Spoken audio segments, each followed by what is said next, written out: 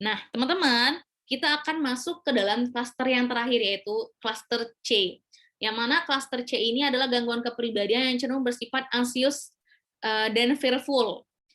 Orang yang didiagnosis dengan gangguan ini biasanya memiliki sedikit kepercayaan diri dan kesulitan dalam hubungan.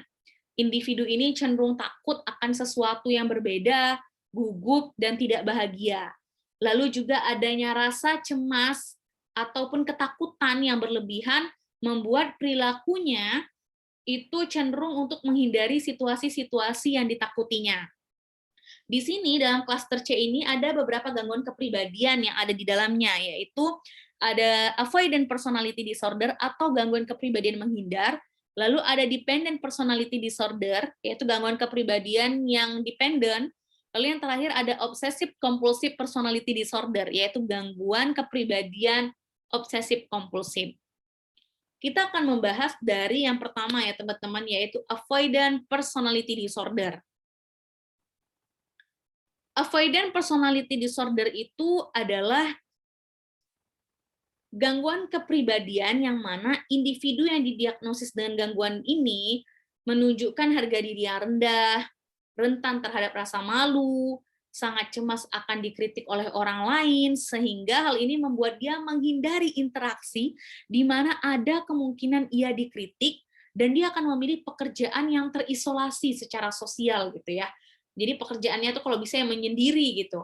Nah, ketika harus berinteraksi dengan orang lain, biasanya individu yang memiliki gangguan kepribadian menghindar ini cenderung menjadi tidak terkendali gitu ya, gugup, hipersensitif terhadap tanda-tanda bahwa dia akan dievaluasi ataupun dikritik oleh orang lain.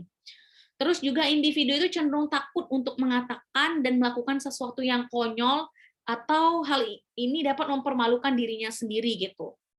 Jadi memang sangat menjaga dalam mengatakan ataupun melakukan sesuatu. Lalu individu yang didiagnosis dengan gangguan kepribadian menghindar ini cenderung memiliki kecemasan yang parah tentang situasi sosial daripada individu dengan gangguan kecemasan sosial. Dan biasanya individu ini lebih terganggu oleh kecemasan mereka daripada individu dengan gangguan kecemasan sosial. Namun, sebenarnya teman-teman, individu dengan gangguan kepribadian menghindar ini sebenarnya dia menginginkan kasih sayang dari orang lain, dan terkadang dia bermimpi gitu ya, atau menginginkan hubungan ideal dengan orang lain. Individu ini cenderung merasa depresi, merasa kesepian gitu ya, merasa tidak layak dalam hubungan sosial. Nah, kalau berdasarkan survei, ada sekitar hampir 2,4% individu di Amerika Serikat dapat didiagnosis dengan gangguan kepribadian menghindar ini, dan biasanya lebih banyak terjadi pada wanita. Gangguan kepribadian menghindar ini, kalau berdasarkan teori ya, terutama teori genetika, bahwa menunjukkan beberapa gen itu berkemungkinan berperan dalam gangguan kepribadian ini. Ini berdasarkan studi dari orang-orang yang kembar. Selain itu, kalau misalnya berdasarkan ahli kognitif, individu dengan gangguan kepribadian menghindar ini cenderung mengembangkan keyakinan disfungsional tentang menjadi tidak berharga sebagai akibat dari penolakan oleh orang lain di awal kehidupannya. Nah, untuk treatment sendiri, untuk pengobatan sendiri, sejauh ini upaya yang sudah pernah dilakukan untuk mengintervensi individu ini yaitu adalah pertama secara psikoterapi, yaitu cognitive behavior therapy. Lalu ada yang kedua yaitu serotonin reuptake inhibitors. Nah, ini biasanya digunakan oleh individu dengan gangguan kecemasan, dan ini juga dapat dilakukan pada individu dengan gangguan kepribadian menghindar ini.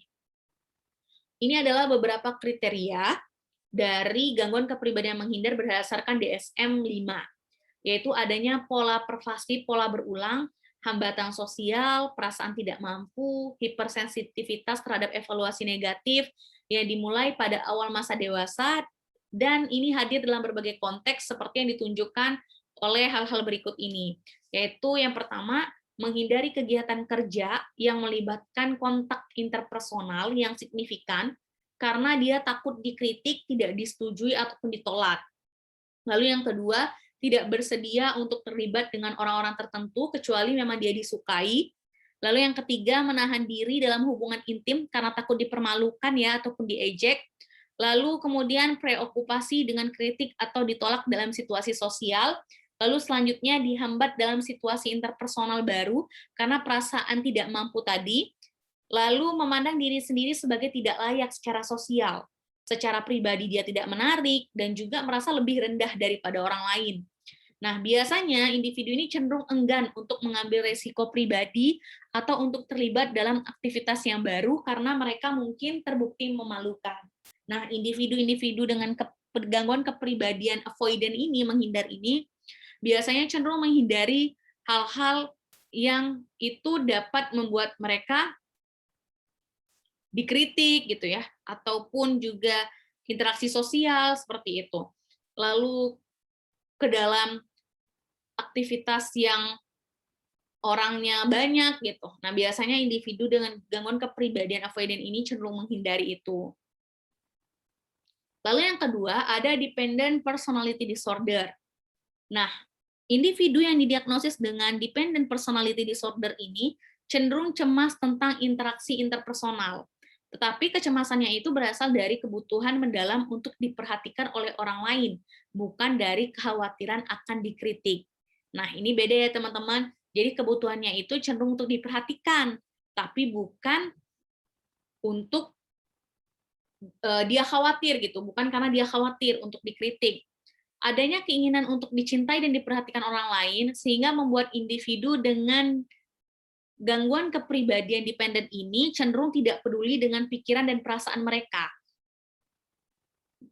Apabila hal misalnya dia tidak menyetujui sesuatu gitu ya, atau pada saat dia tidak menyenangi orang lain gitu, individu ini akan tetap memilih untuk tunduk, bahkan pada tuntutan yang paling tidak masuk akal atau tidak menyenangkan. Agar apa? Agar dia selalu bisa bergantung dengan orang lain gitu. Nah, jadi agar dia selalu bisa untuk mengandalkan orang lain. Nah, individu dengan gangguan kepribadian dependen ini cenderung kesulitan untuk membuat keputusan sehari-hari dan sangat bergantung pada orang lain untuk nasihat dan juga untuk persetujuan, bahkan individu ini tidak akan melakukan sesuatu kecuali untuk menyenangkan orang lain. Nah, saya pernah menemui individu dengan yang dapat didiagnosis dengan gangguan ini ya, individu yang didiagnosis dengan gangguan kepribadian dependen ini.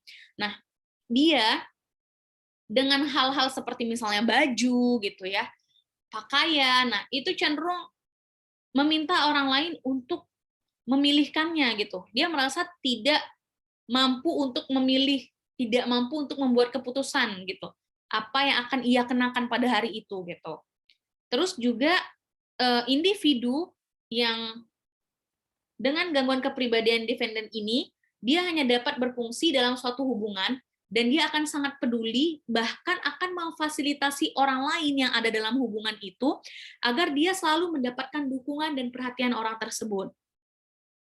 Individu dengan gangguan kepribadian dependen ini sangat takut kehilangan dukungan, hubungan, dan juga mungkin membiarkan dirinya dieksploitasi dan disalahgunakan untuk mempertahankan hubungan. Jadi bebas deh orang lain melakukan apapun dengannya, yang penting dia tidak kehilangan orang tersebut, tidak kehilangan dukungan dari orang tersebut, dan orang tersebut tetap dapat membuat keputusan untuk dirinya gitu. Lalu kalau berdasarkan survei ya teman-teman, ada sekitar 0,49% orang yang dapat didiagnosis dengan gangguan kepribadian dependen ini. Dan biasanya itu lebih banyak terjadi pada wanita. Kalau berdasarkan family history, gangguan kepribadian dependen ini disebabkan adanya heritabilitas gangguan. Anak-anak dan remaja dengan riwayat gangguan kecemasan perpisahan atau misalnya penyakit fisik kronis itu tampak lebih rentan dalam mengembangkan gangguan kepribadian dependen ini.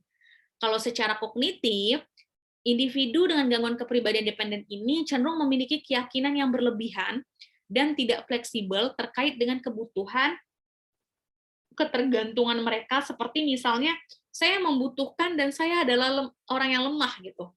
Nah, itu sehingga dia sangat bergantung, sangat membutuhkan orang lain. Untuk treatment sendiri sejauh ini yang sudah pernah dilakukan ya, untuk gangguan kepribadian dependen ini adalah psikodinamik dan juga cognitive behavior therapy. Jadi ini psikoterapi. Untuk kriterianya sendiri dari dependent personality disorder berdasarkan DSM-5 yaitu adalah kebutuhan yang meluas dan berlebihan untuk dijaga yang mengarah pada perilaku tunduk dan menempel serta ketakutan akan perpisahan. Dimulai pada masa dewasa awal dan ditunjukkan dalam beberapa ciri berikut ini, yaitu yang pertama, memiliki kesulitan untuk membuat keputusan sehari-hari tanpa banyak saran dan persetujuan dari orang lain. Yang kedua, membutuhkan orang lain untuk memikul tanggung jawab untuk sebagian besar kehidupannya. Yang ketiga, mengalami kesulitan mengungkapkan ketidaksetujuan dengan orang lain karena takut kehilangan dukungan atau persetujuan. Yang keempat, memiliki kesulitan memulai aktivitas ataupun melakukan sesuatu untuk dirinya sendiri. Yang selanjutnya berusaha keras untuk mendapatkan pengasuhan dan juga dukungan dari orang lain secara sukarela, dia melakukan hal-hal yang tidak menyenangkan. Lalu dia merasa tidak nyaman atau tidak berdaya ketika sendirian, karena ketakutan yang berlebihan akan tidak mampu merawat dirinya sendiri. Dia juga segera mencari hubungan lain sebagai sumber perhatian pada saat hubungan dekatnya itu akan berakhir. Lalu yang terakhir, dia secara tidak realistis disibukkan dengan ketakutan ditinggalkan untuk mengurus dirinya sendiri. Jadi untuk mengurus dirinya sendiri saja, dia membutuhkan orang lain gitu ya. Lalu